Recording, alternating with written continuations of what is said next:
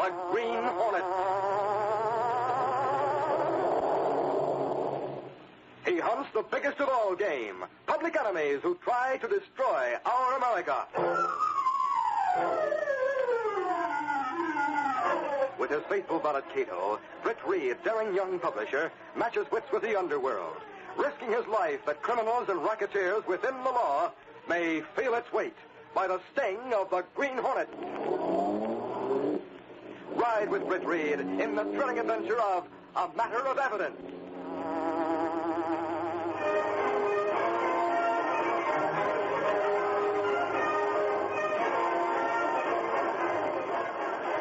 The Daily Sentinel was strongly opposed to Boss Cranshaw and the political machine he represented. Nevertheless, there were Sentinel reporters at the big political rally. Michael Axford and Lenore Case sat down in front near the reporters, columnists, and radio men. Looks like the meeting is going to get underway in a couple of minutes, Casey. Uh-huh. And I don't think I care for this kind of reporting. Me neither. I'm a man of action. I like it better when things are buzzing. Look at Boss Cranshaw up there. That smirk of his. Oh, I detest men like that. My Gary Reed's many a time said he'd like to stick a pin in Cranshaw and see if hot air pushed out, like from a balloon. Michael, is it true that Cranshaw owns that big gambling house? The garden? Sure it is. But nothing can never be proved. I know Commissioner Higgins would like to get the goods on Cranshaw. Michael, look. Huh? Over there in the front row. Isn't that one of our men? Where? That fellow in the light suit. Yes, it is. It's that chap who works in the advertising department. Jim Donald, sure enough. Now, what do you suppose he's doing at a rally like this? It can't be he's back in the Cranshaw machine. Ladies and gentlemen. Well, here we go, Casey. Sharpen your pencil. As chairman of tonight's meeting, I give you that public-spirited individual, that man who is well known for his generosity, for his interest in public welfare, and the friend of the working man. Hogwash. I give you Big Bill Crenshaw. Crenshaw, you're a dirty crook. Michael, look at Donald. Because of you and your crooked gambling games, I lost everything I had. Hey, he's blowing his top. I swore I'd get you and I'll do it. Michael, he has a gun. No, don't shoot. Take it.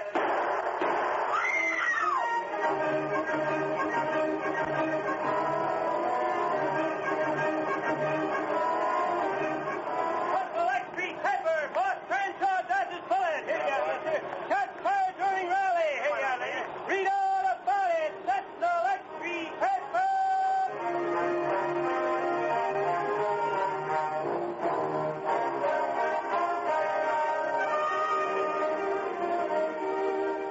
I'm a peace-loving man, but by Gary Reed, I'd sooner see Cranshaw's name in the obituaries than in the headlines. Michael. I know what you mean, Axford. That guy Donald is a punk shot. He missed him by a mile. Men like Cranshaw lead a charmed life. It's too bad Jim Donald is connected with the Sentinel. Cranshaw hates us and all members of our staff. That he does. He'll see that Donald gets the limit. I spoke to your attorney, Mr. Reed, as you told me to, and he said he'd handle the situation. Good. As soon as young Donald is released on bail, I want you to talk to him, Miss Case. Me? But, Mr. Reed, maybe someone with more experience. You wanted to be a reporter? Yes, but I'll talk to Donald and find out why he took a couple of shots at Cranshaw. Well, Reed, we told you he said the Cranshaw had broken. That's just it, Axford. I want the details, and I think Miss Case can get them.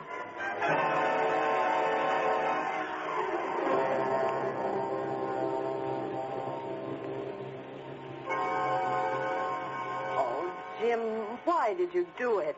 What's the difference, Miss Case? You should have known you couldn't get away with anything like that in a crowded auditorium. You're lucky your bullets didn't wound Cranshaw. Lucky. Or worse, you might have killed him. I wish I hadn't. I'll get him. I'll get Cranshaw if it's the last thing I do. What did he do to you? His crooked games ruined me. Crooked games? Roulette. That gambling place called the Garden. Oh, so that's it. You went to the Garden and you lost. I lost, all right. I lost everything. Savings, home. Yes, even Madge. She's sure to die now that I can't help her. Madge? Your wife? Yeah. No, what's the use of talking about it? Go ahead, Jim. Let's have the story. That's an old one. Madge needs an operation. Then a change of climate, a lot of rest and the right food. All those things. Well, I couldn't do it on my salary, so I took a few $100 I'd saved and went to the garden. And lost. I lost. But I thought I had the game figured out. I was sure I could beat it.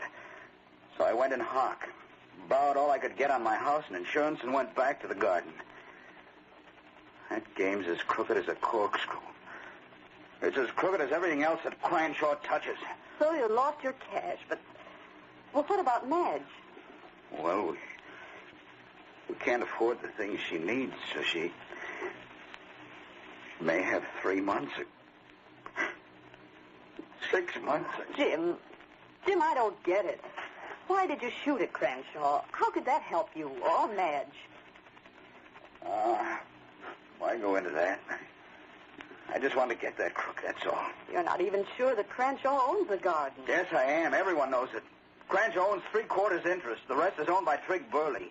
Well, if you wanted to get Cranshaw, why didn't you get evidence that he operates a gambling place and turn it over to the police? The police can't touch him. He's too big. I doubt that. Besides, by the time a raiding squad gets in, everything is out of sight. Jim, if you'd only gone to Britt Reid with your troubles. The boss? He has headaches of his own without worrying about small fry like me. I'm just... That is, I was just a cog in his machine. Oh, is that so? Well, he posted your bail. And he hired lawyers to handle your case. Look, Miss Case, what happens to me doesn't matter. I'm washed up. Tell Mr. Reid not to bother about me. If he wants to do something worthwhile, he can go after Boss Cranshaw. Like you did, I suppose. No, Reid doesn't need a gun. He's got power and influence. He should be able to find some way to put Cranshaw to business so other saps like me won't get in a spot like this. Jim, Mr. Reid is thinking along the same lines. Huh? Do you know where he is right now? Oh, how would I know? He's at the Civic Club with Police Commissioner Higgins. They're meeting to discuss Boss Cranshaw. Why are you and the police so helpless? Is Cranshaw bigger than the law? You know the answer, Britt. It's the old story of securing evidence that will stand up in court. In the first place, Cranshaw has a pipeline into most of the city departments. He gets an advance tip-off on a raid. Yes, but even he didn't have a tip, a raid would be ineffectual. The raiding party would have to go through the restaurant and a corridor behind the restaurant to reach the gambling room. By the time they got there, they'd find nothing but a few people gathered around small tables with refreshments. I get the gambling equipment out of sight, huh? Yes. Also some of the patrons through a concealed door. Suppose the police were to attack very suddenly through that door. We can't locate it. What is it, Joe? A message is left at the door for you, Commissioner Higgins. Oh, thanks, Joe. Excuse me, Britt. It may be urgent. Well, if it is, we can continue our discussion another time. There must be some way to get evidence against the garden and prove that Cranshaw's the owner. Well, this is interesting. Huh? Cranshaw has been at headquarters demanding protection. He has the audacity to make demands on the police? He has a threatening letter. He's very much concerned about it. I'm glad to know that he can be worried. Apparently, he's very worried. He has requested a 24-hour-a-day guard. How was this threatening letter? Was it signed? Oh, yes. Yes, Britt, it was signed. As if you didn't know. It was signed by the Green Hornet. So Cranshaw is afraid of the Green Hornet. Well... During the next few days, Boss Cranshaw had a police escort when he left his home, and a guard when he remained inside, and more threats from the Green Hornet. Another letter. Look at this, Burke. Another threat from the Green Hornet. Now, Mr. Cranshaw, you needn't get too excited about what he says in those letters. I tell you, Burke, I'll not tolerate these threats. Is that your front door, Bell? Yeah, wait, Burke. You stay here. There's another policeman on duty near the door. All right, Mr. Cranshaw. Take it easy. I'm not leaving you alone. The door. Who is it? Burke, there was a special delivery letter for Mr. Cranshaw. Tell him to slide it beneath the door. Slide it under the door. I'll get it. More threats. Burke, you open it. I got it, Mr. Cranshaw. You sure are letting the Hornet get under your skin. Go ahead, open that. See what it says. You seem to take it for granted it's another threat from the Green Hornet. Why? Is it? Yeah. Just like the last one. How much longer is this going to go on? What's the Hornet trying to do? What's his game? Got him, Mr. Crenshaw. Don't argue with me. Go to that telephone and call Commissioner Higgins. Tell him I demand the immediate arrest of the Green Hornet.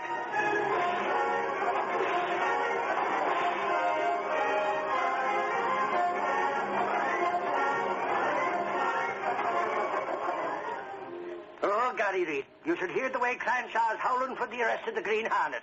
Is that so, Axford? Yeah, it seems like every time Cranshaw turns around, there's another letter or phone call or something from the Green Hornet. 2 or 3 letters every day and phone calls at all hours of the day and night. Oh, what's being done about it? Well, the cops have got the dragnet out looking for the Hornet. But, Gary Reid, what good does that do? How do the cops expect to catch the spalpeen? Even I can't catch him. Crenshaw is worried? Worried? Oh, golly, according to Burke, he's pretty scared. I see. I wonder what the Green Hornet is going to do next. And I'm not the only one that's wondering. Burke is wondering, and so is Cranshaw, and so is Commissioner Higgins. Yeah, Axford. And I'm wondering, too.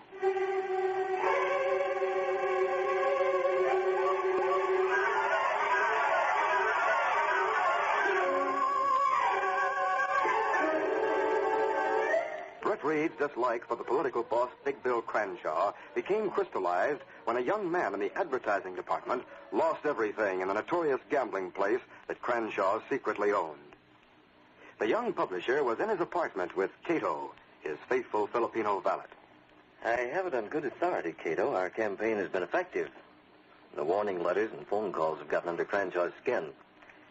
He's badly frightened. What does Commissioner Higgins think? Well, Commissioner Higgins admits that the police can do nothing about Cranshaw's gambling place. He's hoping the campaign of the Green Hornet will bear fruit. Well, how you work that? One of the Sentinel reporters told me about the back way out of that gambling room. I know where the door is. If you tell police, perhaps they break in that way. No, the door's too heavy, Kato. Take time to break it in. When the police did get in, there'd be no evidence of actual gambling. They have to be caught in the act. Oh. The door can be opened by someone who knows the trick. Now, we've got to make Cranshaw open that door so the police can get in fast. What we do? Let's talk to Axford. He's at Cranshaw's home. His friend, Sergeant Burke, and several other policemen are guarding the boss. And Axford is there? Axford and representatives of the other papers. They're all waiting for the Hornet to make a move. The last message from Green Hornet to Cranshaw was effective. Yes, it was, Kato. Cranshaw was made to understand that there'll be a showdown tonight. But how we do that with police guard near Cranshaw? We'll have to trust to luck in the Black Beauty. Did you check the car? He's ready for action. They haven't used the smoke screen in a long time. Is that smoke-throwing device in order? Oh, yes, sir. We'll probably need it tonight. How soon we go out as Green Hornet? Right away. As soon as I get this hand grenade. Mr. Britt, you have a hand grenade bomb in dresser drawer. I've been working with this one, Kato. It's special. Let's go. Stepping through a secret panel in the rear of a closet in the bedroom, Britt Reid and Kato went along a narrow passageway built within the walls of the apartment itself. This passage led to an adjoining building which fronted on a dark side street. Though supposedly abandoned, this building served as the hiding place for the sleek, super-powered Black Beauty, streamlined car of the Green Hornet. Britt Reid pressed a button. The great car roared into light. A section of the wall in front raised automatically, then closed as the gleaming Black Beauty sped into the darkness.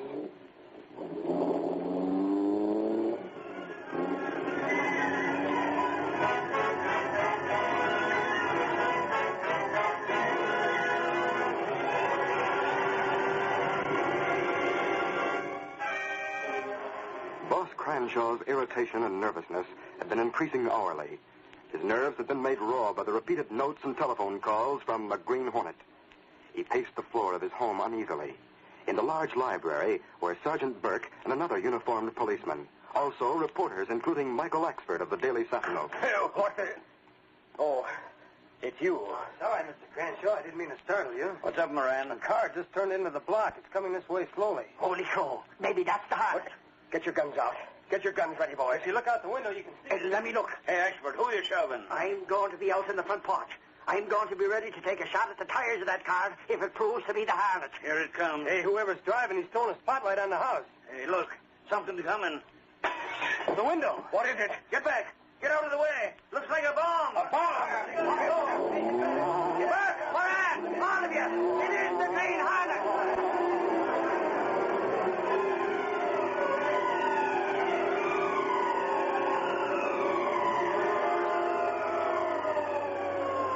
Sitting behind the wheel of the Black Beauty, Britt Reid, wearing the mask of the Green Hornet, led the police on a wild chase through the city streets. Are they gaining on us, Kato? No, Mr. Britt, we hold our own. How many cars took after it? I count 3 as we leave the vicinity of Cranshaw home. I wonder how Cranshaw behaved when he saw that hand grenade go through his window. Well, he's probably nervous, waiting for explosion. He'll wait a long time if he waits for that dud to explode. That's true. Now, Kato, we've got to get away from those police for a few minutes. Yes, sir. Get ready to turn on the smoke. We'll put the police in an artificial fog, and by the time we reach the 4 corners up ahead, they won't know which way we went. Now, Kato, the smoke screen. It's turned on. Hang on, Kato. Tough turn. Plenty smoking back. Another turn coming up. Here we go. Now to double back to Cranshaw's place. Cross your fingers, Kato, and hope that he's still there.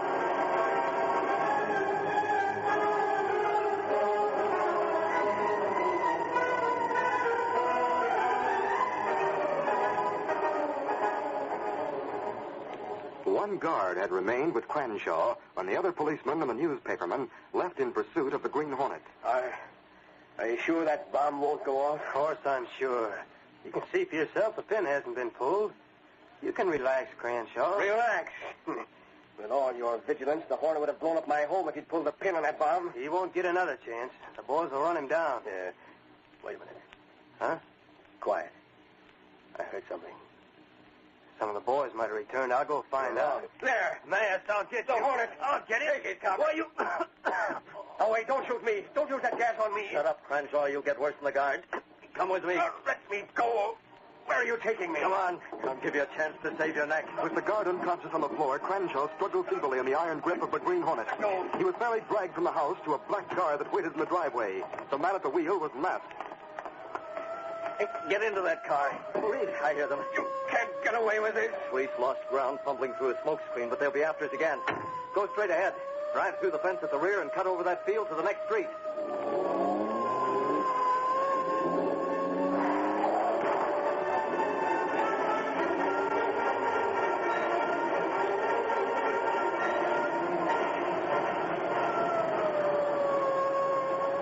There he goes, Bert. To the right at the corner. Save your wind, Ashford. I got eyes. By golly, it's like old times to be chasing the Green Hornet. Reid and everyone else said there were no charges against him. But you just wait, Bert. There'll be plenty of charges after this night, and Cranshaw will make them. Step on the gas. Keep that car in sight.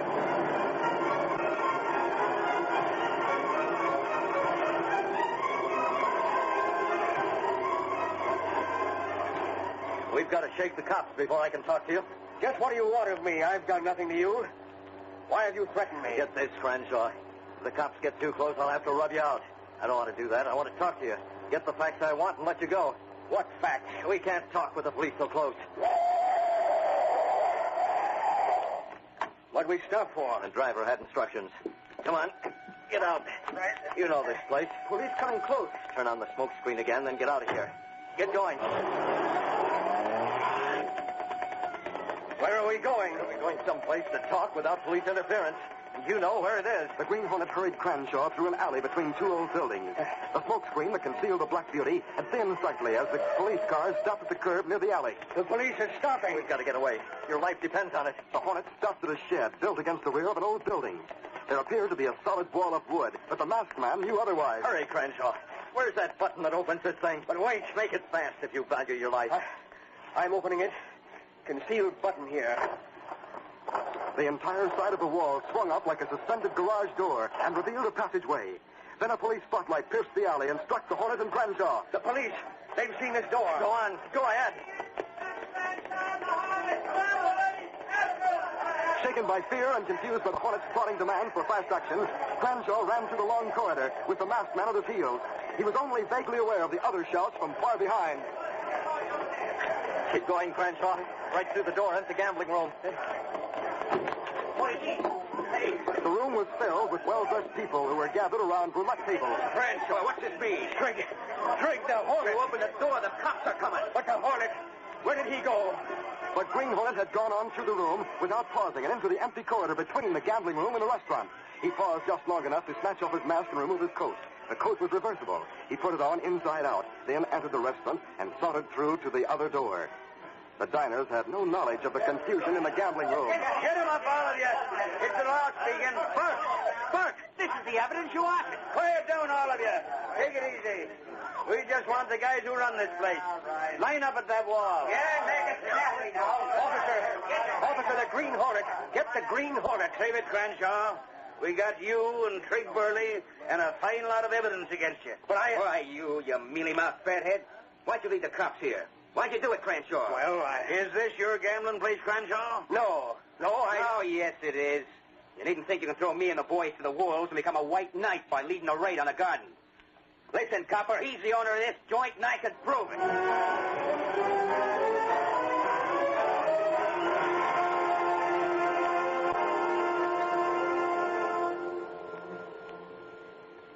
It was easier than I'd hoped, Kato. Cranshaw led the police right into the garden. Will you have trouble getting away, Mr. Britt? Not a bit. I went through the gambling room to a corridor and took off my disguise. I was able to go through the restaurant without being noticed. And Cranshaw lead police in raid on own place. Well, that's very good. Well, I'm going to make 2 phone calls and then to bed. Will you dial private number of police commissioner? Yes. Then I'm going to call Jim Donald and tell him to watch for the next edition of the Daily Sentinel. You think he'll go to prison? Perhaps for a short time, but we'll hold his job for him and we'll see that his wife gets medical care. After all, Kato, it was a public service to put Boss Cranshaw out of business, and Jim Donald is the one who started it. Hello, Commissioner. Britt Reid calling. You've heard about it, eh? Then you won't need to wait for the headlines.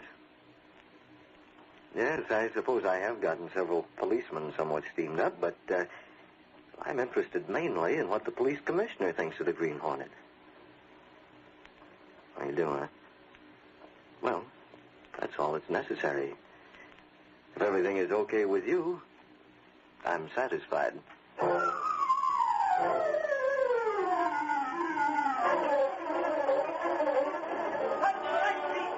Green Hornet leads police in raid on gambling dive. Cranshaw named gambling operator. That's no entry.